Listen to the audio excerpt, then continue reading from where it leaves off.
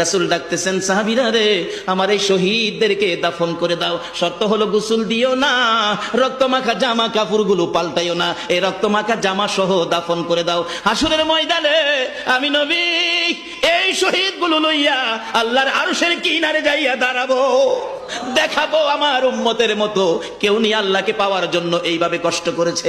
এবার দাফনের কাজ শুরু হলে কিতাব লেখে 69 জনের দাফন শেষ। 70-এর মাথায় আসওয়াত দূরে পড়ে আছে। আমার নবী 2 কদম সামনে গিয়ে দেখে আসওয়াত নতুন তরবারি হাতে চিত হয়ে পড়ে আছে, শহীদ হয়ে গেছে। আমার নবী ডাকে, রে আসওয়াত, মদিনার হুর বিয়ে করতে পাঠাইছিলাম, মদিনার হুর বিয়ে করলি না, যুদ্ধের ময়দানে জীবন দিয়ে বিদায় হলে।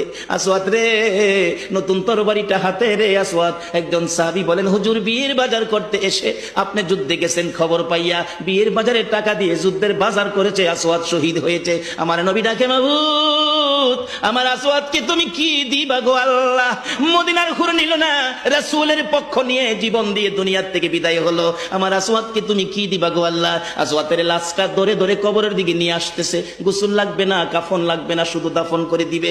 আমার নবী আসওয়াতের কবরের পাশে দাঁড়াইয়া মুস্কি মুস্কি হাসতেছেন। সাহাবীরা আরজ করেন, ইয়া রাসূলুল্লাহ, এই কবরের পাশে হাসতেছেন কেন, ব্যাপার কি?